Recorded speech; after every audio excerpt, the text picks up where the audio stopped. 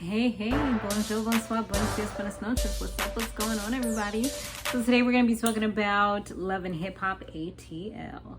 And some of our awesome shows are coming back, like Catfish and Help I'm in a Secret Relationship. No, not that one. That Unfaithful one with Tammy Roman. So that was actually pretty good to me. And I think a lot of you guys enjoyed it. I'm not too sure how you guys are liking Atlanta. It wasn't that many views from the last episode, so we'll see. We may discontinue watching this on this channel, or reviewing it, I should say, but we'll see how it goes. Anyway, let's go ahead and do the one that we're doing now. So it looks like Bambi, she's moving, or she's doing more things out in LA now.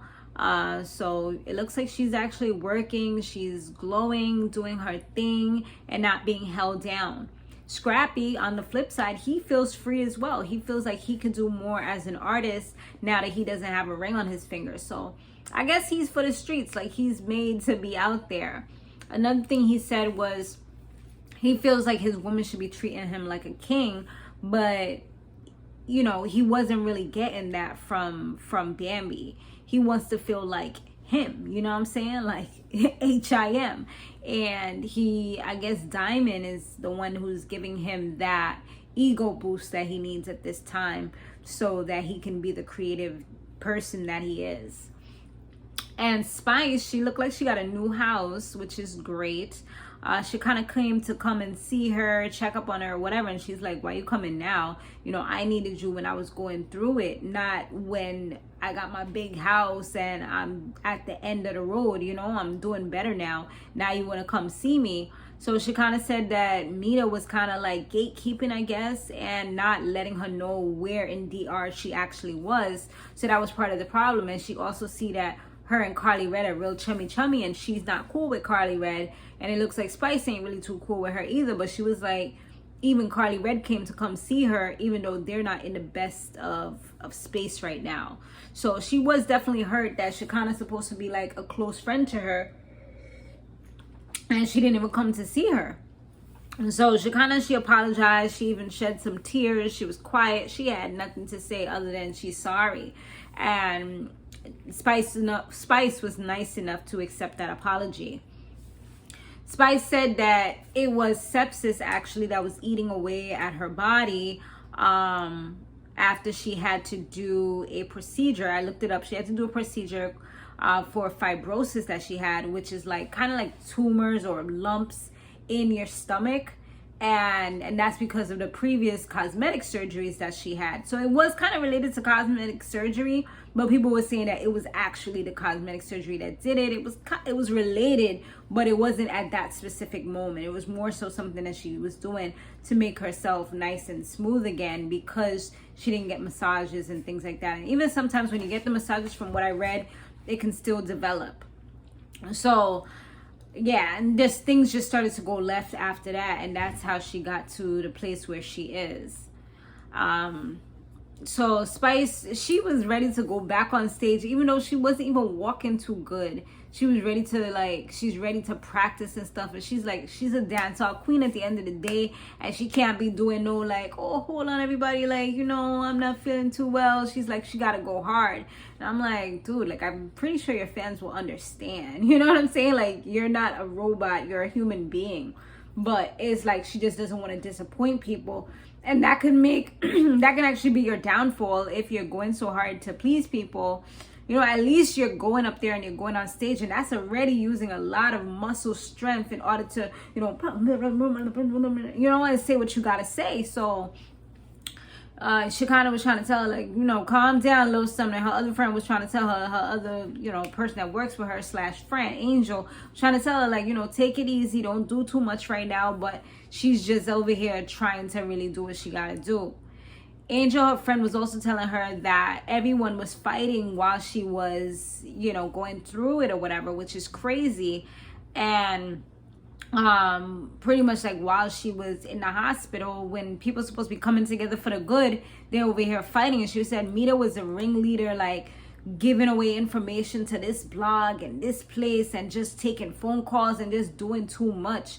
So that's how a lot of things was getting leaked, was because of her. So it's starting to make Spice think like maybe Mita's not the friend that I thought she was. Angel did say, you know, sometimes there are friends that are there for a season, a reason, and, you know, some are there for a lifetime.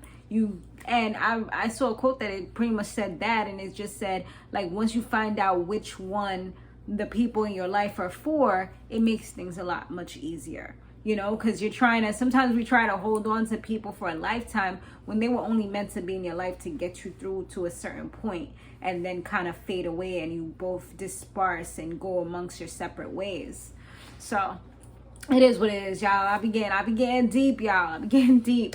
Now, Mama D, she said that she's trying to finally just leave Bambi alone or whatever, and that then she starts still talking about these people business, talking about Diamond might be pregnant. She was saying she ain't have her period. And I'm like, why you saying these things? Like, you really you know how to stir the pot. But she said that she don't like Bambi for nothing. So it's like she's going to do every little thing that she can to disrespect her, because she doesn't respect her at all. And she shows it effortlessly. Like, she don't even have to really go too hard, and she still shows it. And she pretends like she's doing it like just having a conversation. Nah, you spreading the tea. You trying to put it around so everybody would know what's going down, and so she could end up hearing it and she could be hurt.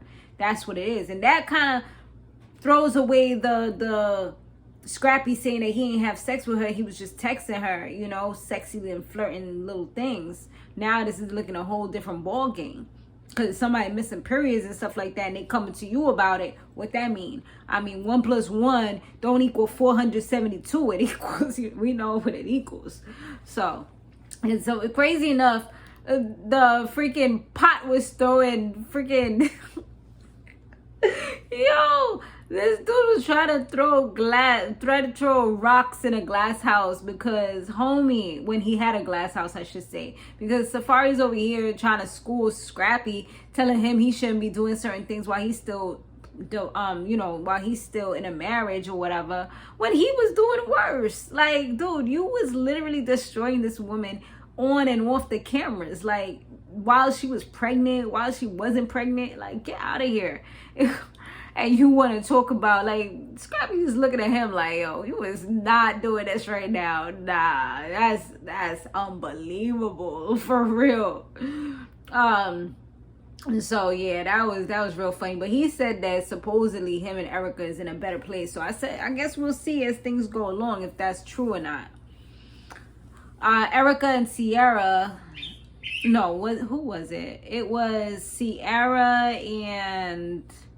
Oh, it was Sierra and Bambi, actually. They were talking, and she was telling her how Eric is just, like, not really a good person. Like, bro, that's the way she made it sound. Like, he curses her out in front of her kids, and he be going at it with the kids, and he's jealous of them. He's possessive. Like, damn, it sounds like he's resentful for the fact that she has kids, because in another scene they was talking, and he said, you know, he would have preferred to have a woman that didn't have kids, and it seems like he just wants all the attention. It's crazy how, like, I feel like Scrappy's kind of that way too, because I feel like he wanted Bambi to show him so much affection and attention, but there were kids to take care of, you know? And the same thing with this dude, but the only difference is that those was actually Scrappy's kids, so you shouldn't be, like, jealous or anything like that. But with him, I feel like, okay, you knew what you was getting into. I mean, dynamics might have changed a little bit or whatever, but still, like, it still doesn't warrant you doing those types of things. And for her to allow it, and to even get married to this dude, like, you don't even make sense either. Like, you're complaining about it, but you put yourself in that position. I'm pretty sure he didn't wait until after y'all said I do to show these true colors, because they've been having problems, and you still went and married him. It's like, you be seeing a red flag, it's like waving all up in your face like this, and it's like you still go ahead and you still keep on going. I mean, I've been like, I can't even say I haven't done the same thing, but it's like, damn, you know, sometimes you just gotta learn, because now you locked in, you know what I'm saying? Now she's trying to do like an escape plan. Talking about she's planning on leaving, but she can't let him know because he's vindictive and he's going to try to stop her and all these things. I'm just like, what? This is crazy. That's what y'all like, though. It's crazy. But let me know what y'all thought about this episode down below. I'll see y'all on the next one. Laters.